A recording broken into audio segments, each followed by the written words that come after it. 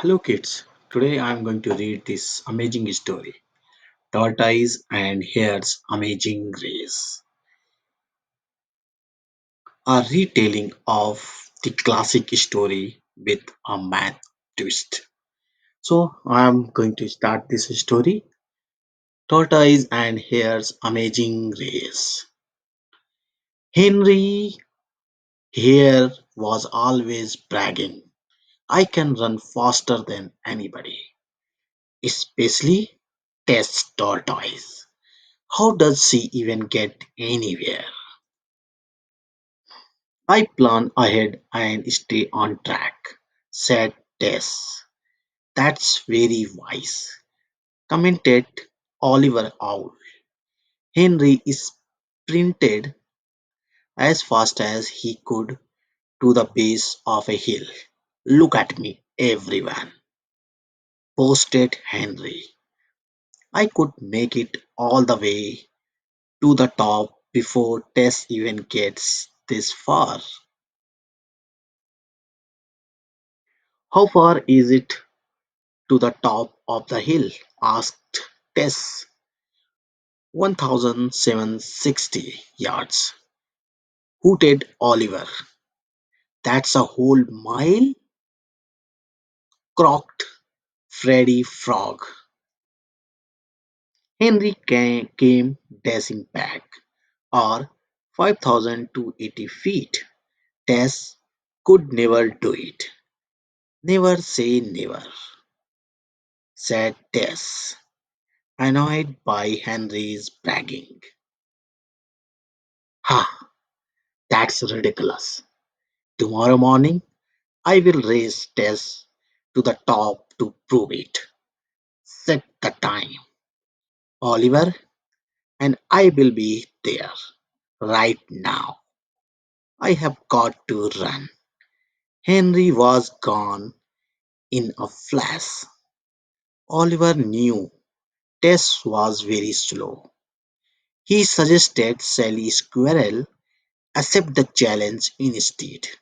No, I need to do it to this, said Tess. Sally can be the judge and meet me at the finish line. Oliver mapped out the course and set the starting time for 6 a.m. Many forest animals came to see the amazing race. Henry and Tess stood at the starting line. Ready, set, go! Hooted Oliver. The crowd began to cheer. Hooray! Go, go, go, go, go! Henry got way ahead of Tess. At 1/8 of a mile, he sprinted off the track to chase some butterflies in the meadow. I even have time to play, decided Henry.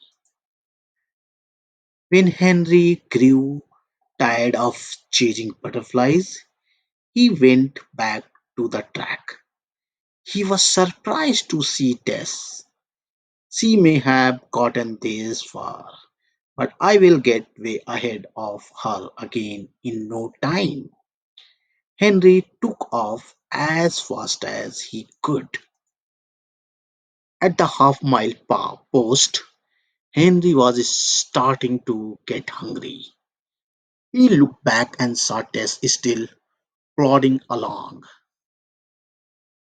Time for some lunch, said Henry. He dashed off the track to find lettuce and carrots at a nearby farm. Tess saw Henry go off the track as she kept on, saying to herself, even though I am behind, I have the finish line in my mind. When Henry came back, satisfied from a meal of lettuce and carrots, he saw that Tess was closing the gap. I will just get way ahead of her again, said Henry. He sprinted as fast as he could to three-quarter-mile post. When Henry got there, he was exhausted. He checked his GPS. Henry had run 3,960 feet on the track in the hot sun.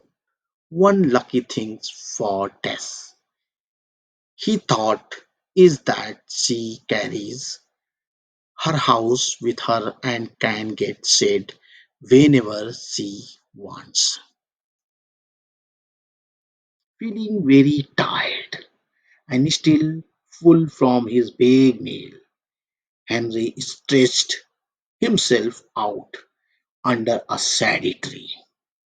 I'm still ahead of her, he said drowsily. Time for a nap. Tess kept going and eventually passed Henry as he snored and dreamed of victory. It was 8 p.m. when Tess heard the friendly sounds of animals cheering her on as she approached the finish line. Henry woke up and realized the cheers were not for him. He had slept way too long. Henry dashed frantically back on the track, but his leap was too late. The determined tortoise had walked 5,280 feet up the hill. Henry admitted in disgrace that slow and steady won the race. So that's the moral of the story. You should always continue with your work. If there is a failure, don't demotivate. Just learn from your failure and continue with your work. That's the end of the story. Hope you understand, like this story. Please like, subscribe, and share with your kids and family member.